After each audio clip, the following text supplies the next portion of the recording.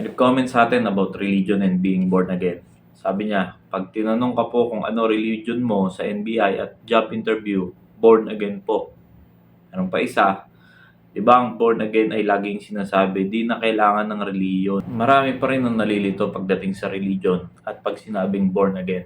Explain natin kung ano ba pagkakaiba nila. May isa pa nga comment, sabi niya, Antichrist daw ang born again. Ibig pala sabihin, Antichrist si Jesus Christ mismo. Kasi siya nagsabi nun sa John 3:3. Liwanagin po natin at intindihin. Pag sinabi po kasing born again, hindi nga po kasi yan religion. Yan po ay relationship sa Panginoon Diyos. Born again means ipinanganak kang muli. Hindi po sa laman. Sa spirit ka nga ipapanganak. Kaya nga hindi ka nga daw makakapasok sa langit kung hindi ka ipapanganak sa spirito. Kaya kahit ano pang kinakaaniban mong sekta, pag hindi ka na born again, hindi ka makakapasok sa kaharian ng Diyos. Yun po ang ibig sabihin nun. Dahil ang makakapagligtas lamang sa tao ay yung relationship sa Panginoong Hesukristo. Pag hindi tayo nagkaroon ng relasyon sa Panginoon, ay hindi tayo maliligtas. Kaya nga kailangan natin ipanganak sa spirit, hindi sa laman. Kailangan natin maging mga anak ng Diyos. Pag hindi tayo naging anak ng Diyos, hindi daw tayo makakapasok sa kaharian niya. Totoo naman, di natin maitatanggi. Marami nagkiklaim na sila lang yung maliligtas. Pero ang kaligtasan, hindi po sa kinaaniban yung sekta, kundi na kay Jesus Christ lamang. Tignan natin yung side by side. Tandaan natin, hindi po religion ang tinatag ng Panginoong Hesukristo nung tinabos niya tayo sa ating mga kasalanan, kundi church po ang tinayo ng Panginoong Hesukristo. Basahin natin sa Matthew chapter 16, verse 18. And I say also unto thee, that thou art Peter, and upon this rock I will build my church, and the gates of hell shall not prevail against it. So malinaw, walang religion na nabanggit dito, kundi ang tinayo ng Panginoong Hesukristo ay church. At ano nga ba ang church? Tayo po mismo yung church. Hindi po yan yung building na kinatatayuan na pinupuntahan natin, kundi tayo po mismo ang tinutukoy dyan na church. Basahin natin sa Ephesians chapter 5 verse 23. For the husband is the head of the wife, even as Christ is the head of the church, and He is the Savior of the body. Malinaw po, kaya yung sinasabing church na tinatag ng Panginoon ay siya daw yung pangulo dito or head of the church. At tayo na mga kabilang na sa body of Christ, tayo yung mga tumanggap sa Kanya, tayo ay naligtas dahil sa Panginoong Hesukristo.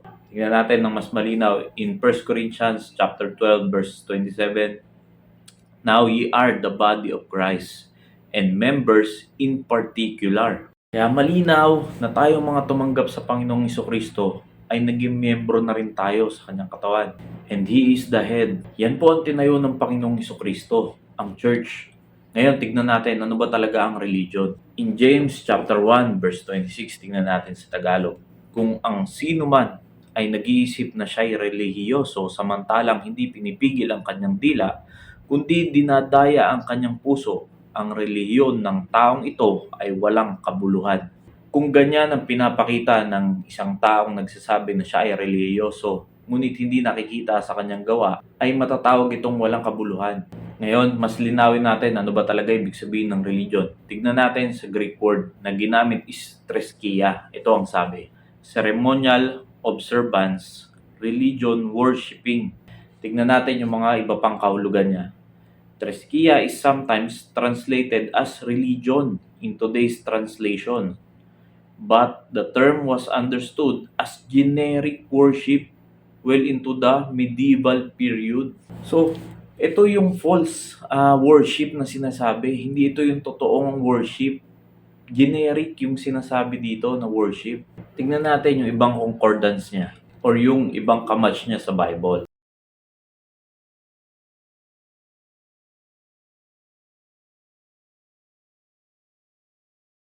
In Colossians chapter 2 verse 18, basahin natin. Let no man beguile you of the reward in a voluntary humility and worshiping of angels. Makikita natin dito nang ibig sabihin ng treskia, yan yung false worship or yung ginamit na salitang religion sa Bible. Kaya nga in James chapter 1 verse 27 sabi dito, pure religion and undefiled before God and the Father is this, to visit the fatherless and the widows in their affliction, and to keep himself unspotted from the world. Tignan natin alam natin ng mga Pariseyo, sila ay masyadong relihiyoso sa kanilang sarili, ngunit taliwas sa kanilang mga ginagawa. Tignan natin to. In Matthew chapter 5 verse 20, "For I say unto you, that except your righteousness shall exceed the righteousness of the scribes and the Pharisees, ye shall in no case enter into the kingdom of heaven." Kaya sinasabi dito, kung hindi mahigitan ng katwiran ng mga skriba at ang mga pariseyo ay hindi makakapasok sa kaharian ng Diyos. Dahil alam natin ang mga ito ay masyadong nakapokus sa law o sa batas. Sa sobrang lalim nila sa law, kaya lang nagiging taliwas na rin sa kanilang mga lakad. Kaya hindi mo pwedeng sabihin na ikaw ay reliyoso, ngunit sobrang taliwas naman sa iyong mga ginagawa. Kaya mahirap silang mahigitan sa kanilang katwiran. Ngunit meron nag-iisa na mas higit sa kanilang katwiran. Yan ang Panginoong Hesukristo. Kaya nga pag tinanggap natin ang Panginoong Hesukristo, diyan ay maboborn again tayo. Diyan ay mahihigitan natin ang katwiran ng iskriba at ang mga pariseo dahil ang katwiran na tinanggap natin ay ang Panginoong Hesukristo. Kanina may sinasabi tayo about false worship. Ngayon titignan naman natin, ano ba ang true worship? In John chapter 4 verse 23, "But the hour cometh, and now is, when the true worshippers shall worship the Father in the Spirit and in truth, for the Father seeketh such to worship Him." Tignan natin yung Greek word na sinabi sa worship dito. Ang sabi dito, do reverence to adore. Ibig sabihin yung deep respect nandoon. Ito pa, para mas maunawaan natin. In Hebrew of the Old Testament, there are two words that commonly translate as worship. Shaka means to bow down. Prostrate, abad, to serve.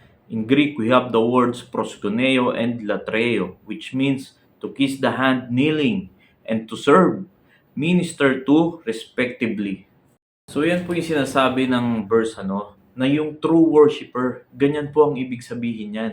Pero makikita natin sa Greek translation, hindi po ginamit dyan yung salitang treskia. So magkaiba po sila. Kaya hindi natin pwede i-connect yung true worship sa religion at lalong hindi pwede natin i-connect ang salvation sa religion. Dahil hindi po talaga religion pag sinabing born again. Yan po ay relationship na nangyayari once na ikaw ay tumanggap sa Panginoong Hesukristo. Dahil tatandaan po natin, kahit nasan man po kayo na sekta na sinisimbahan, ang pagiging born again ay pwedeng mangyari sa ating lahat.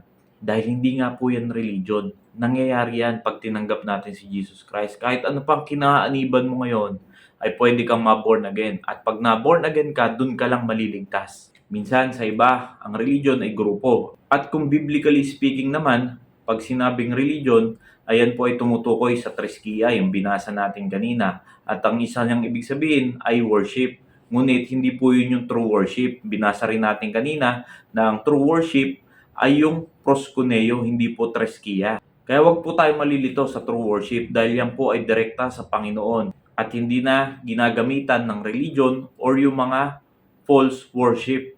Dahil di naman po natin maitatanggi noon pa man, ang mga tao marami na po mga sinasambayan. Nasa Bible nga din yung nangyari kila Moses, di ba? Umakyat lang siya sa Mount Sinai, agad-agad gumawa agad sila ng sasambahin. Actually, mahabang usapin pa yan pagdating sa religion. Maraming samot-saring idea pagdating sa ganyan. Pero hanggang dyan na lang muna, topic natin sa susunod ulit. Salamat and God bless.